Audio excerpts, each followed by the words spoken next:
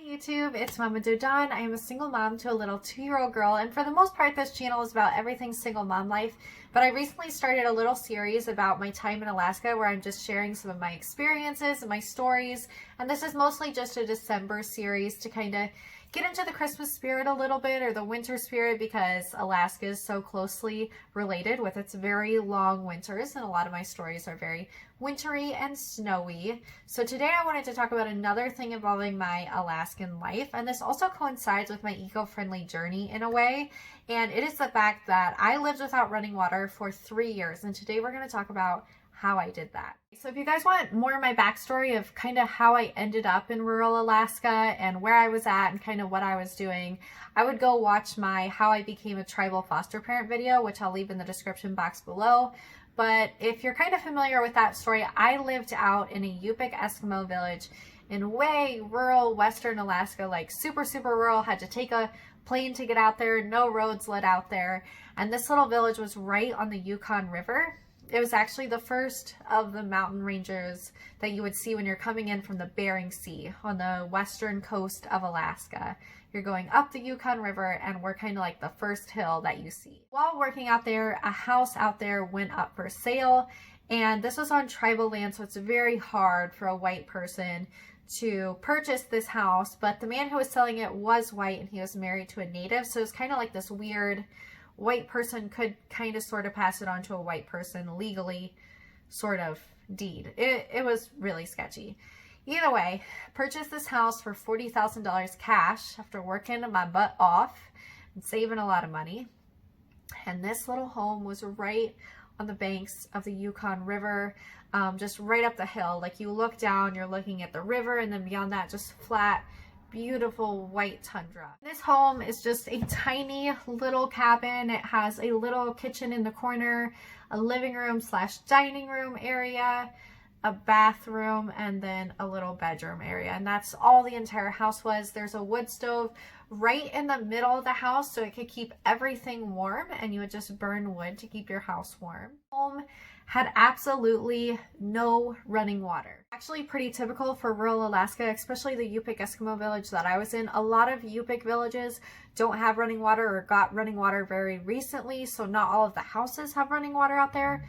Very common for people to just live without running water. That being said, I came from a middle-class family in the Midwest. I had never had to live without running water. Even when I went camping, we had showers, we had toilets, we had the luxuries of running water. There was definitely a learning curve for me. I go through all the little aspects of kind of how I lived without running water in certain ways, like what I did for a toilet, what I did to wash dishes, yada yada yada. You get the whole point. Toilet is one of the biggest ones because you have no running water. You don't have plumbing at all. You don't have a place to drain things. You don't have a sewer.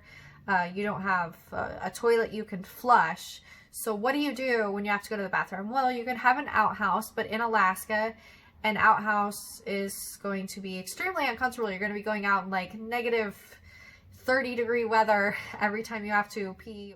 So outhouses weren't really a thing. It's also in the tundra where you have permafrost. So under like 1 or 2 feet of the ground, everything's frozen. So it'd be very hard to dig a deep enough hole to really have a successful outhouse. So instead what everyone out there did was they had what they called a honey bucket, which is just one of those 5-gallon buckets, like those big paint buckets. You can buy them at Home Depot. You can buy them at Walmart. They have one of those buckets, and you can buy a toilet seat for it, and then you just line it with a trash bag, and that is your toilet. You take the trash bag out with the trash. Probably my least favorite part of not having running water. I also was fostering a lot of children who had hepatitis, and hepatitis is transferred through feces. So making sure not to have fecal matter touching your hands or being in places that could enter your mouth, like on food or something like that, which can happen from transfer from hands, is really important. So a honey bucket, just the cleanliness of it was really nerve-wracking because I didn't want to have like a little hepatitis outbreak in my household. Overall, it's really gross. What I did, there's a lot of experimentation in terms of like trying to keep the smell down, but they sell like pine chip cat litter, which I would put in like I don't know, like once a day, put some cat litter in, and then I would spray like this parsley spray on it, and that really helped keep the smell down. But I also had like these bags of charcoal that were supposed to help, and I had those like hanging around this bathroom. And by bathroom, I literally mean a room with a honey bucket and then like a tub that you could wash your hands in. That's it. That's all that was in there. Actually, any plumbing associated with that bathroom, the bathroom was just a room in the house that had a bucket that you used to go to the bathroom. Honestly, like to this day is still the only part of living without running water that I didn't like. Every other aspect of it I actually really enjoyed. So for dishes, I actually did have a sink, and the sink had pipes going down under the house and out over like to the side of the yard. So I would fill up the sink with water that I would heat on the wood stove, and then I would wash the dishes, rinse the dishes in a separate part of the sink, and then set them out to dry. At the end, I could drain those down. The thing is, in the winter, the pipes are really cold, so you had to put more boiling water down to kind of keep them from completely freezing. And yeah, I would also put like a little bit of salt in, which was really corrosive, but it just helped keep it from freezing and me completely losing those pipes. So I did have kitchen sinks drained out into like the side of my yard, but I was using like just a regular, very mild dish soap, so nothing super harmful. Laundry was a pain in the butt. There was a laundry mat, but it was about like a 40-minute ride by snow machine, which in like the continental US is called a snowmobile, or a dog sled. It probably took like around 60 minutes on a dog sled. So you would have to haul all of your laundry that way. I never did that. I hand washed laundry, you know, in like the old way where they have like the washing board. Pretty sure it's called a washing board, but it's like this wavy metal thing that you like rub your clothes on to get them clean, and then you rinse them out, you wring them out, hang them up to dry. Luckily the wood stove kept the home really dry, so the clothes dried very quickly, or you could just hang them outside. In the summertime, what I liked to do, or in the wintertime sometimes, is you can build like this caged netting that you put all of your clothes in, and then you can put it down in a stream. And I would put like little bits of bar soap into the clothes and let the stream kind of wash through. And of course the stream is moving, the water's moving, so it's like going through the clothes. And that would get them somewhat clean. It would get them clean enough if you were only wearing them like 1 or 2 days. In order to bathe, we had what was called a steam house. They have these in Northern Europe as well. They have these all across the world, I'm pretty sure.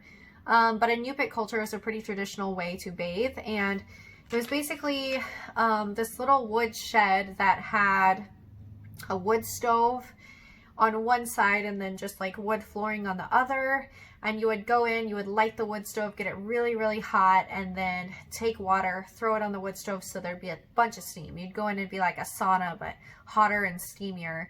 And then you'd have your hot water that you had sitting on the wood stove as well. You'd bring it over and you just wash out of the tub, rinse off, and the wood floors kind of slope, so it all just drains down. It was always like so relaxing because super, super cold outside, and you would just go into like this 130-degree room and just relax and sweat, and oh, felt so good. Just your muscles would just all relax and get all the sweat out of your pores, and you'd have hot water that you're just scrubbing away with. Felt so good in the wintertime. All of these ways that I lived without running water, but how exactly did I even get water? For some things like washing dishes, I would just go out, get some snow to melt. If I was going to get water for my dogs or my cats, I would just melt snow. Use stream water for washing clothes as well. I had to clean something within the house, like a stain on the floor or the windows or something like that. I would also just use melted snow. Drinking water, you really can't do that. And at my village, I think most places in Alaska probably had this, we had a freshwater spring coming out of the side of the mountain. So pretty much everyone in town would take these big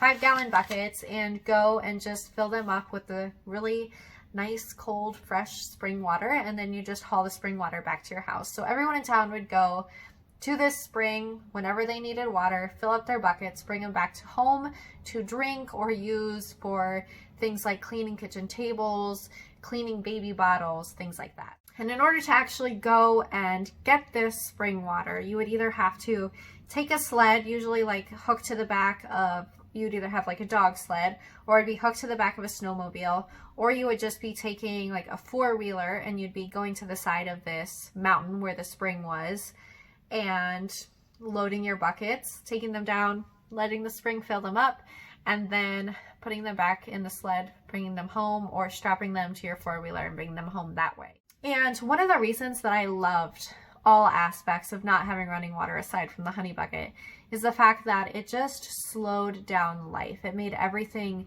so intentional. Like you felt like, I am going to get water that I will drink later, or right now I am focusing just on cleaning laundry. Like you had these very simple livelihood tasks that made you feel like you were such a productive and meaningful part of the household, and you were doing something like just so like raw and personal and biological to like human success. You know, you were gathering water, or you were, you know, scrubbing your clothes, cleaning yourself next to a wood stove so there was like a fire burning and crackling. So used to like this slowed down sort of peaceful life that even when I did move into like civilization where there was running water, I felt like things were moving too quickly. Remember, I didn't want to use a dishwasher. I was like, no, I want to like intentionally wash my dishes. I didn't want to use a washing machine. I wanted to scrub my clothes out and make sure they were actually clean. Like